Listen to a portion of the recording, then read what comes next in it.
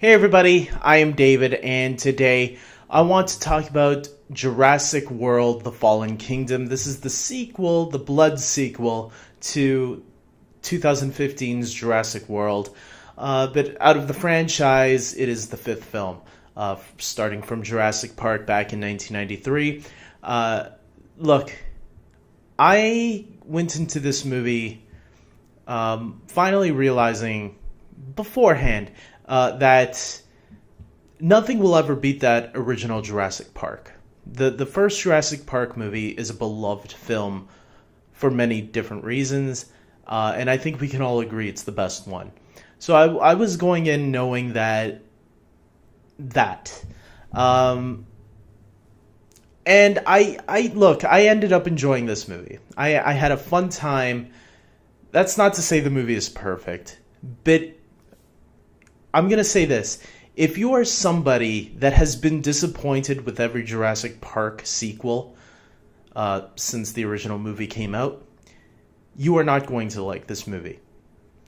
If you are someone that has enjoyed the Jurassic Park sequels, all of them to this point, like myself, that's right, I even like Jurassic Park 3. That's the lowest standard as far as I'm concerned. If you've enjoyed all of them, then you will enjoy this movie. This movie, to me, all logic and science is out the window when it comes to these Jurassic Park sequels.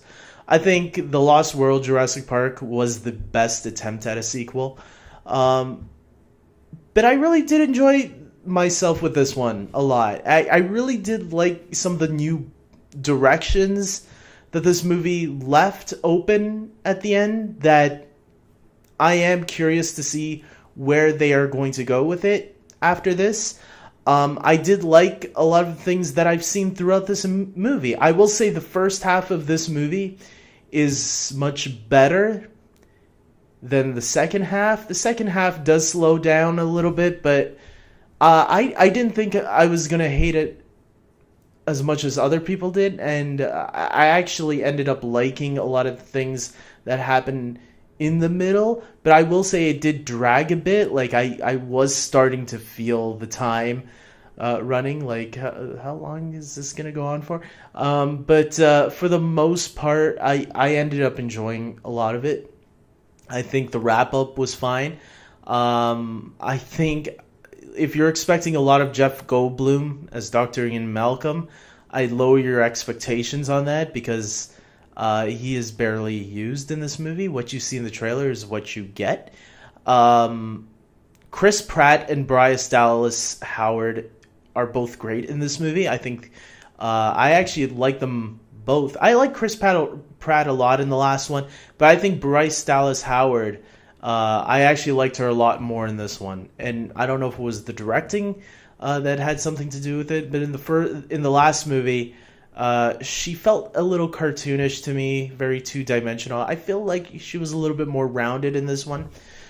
The kid aspect of this movie, every Jurassic Park movie has kids.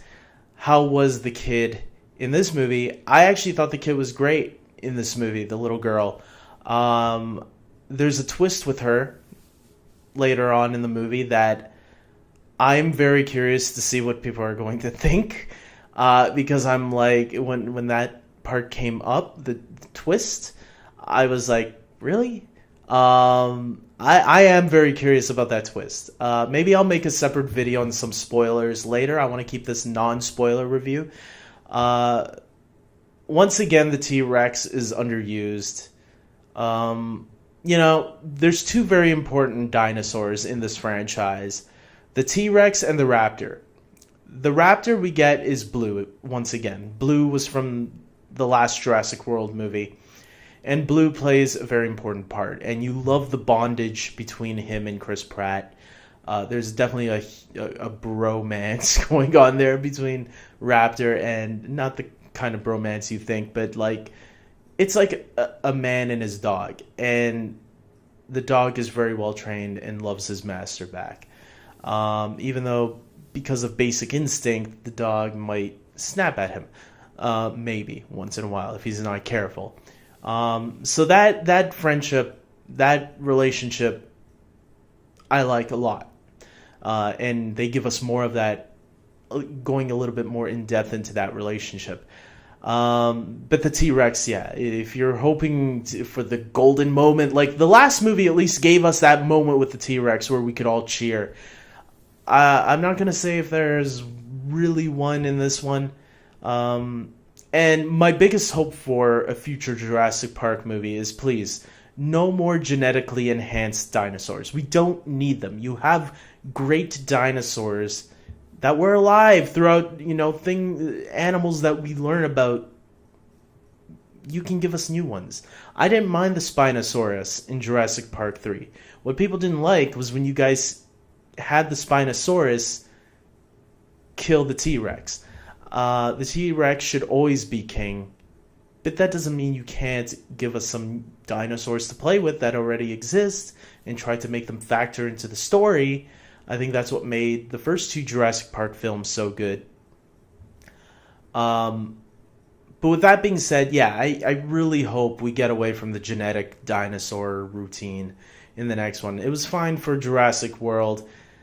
I didn't like it so much in this one. I feel like it was them like, we need a monstrous villain, and I didn't think they needed it. I think the story could have actually been better without it.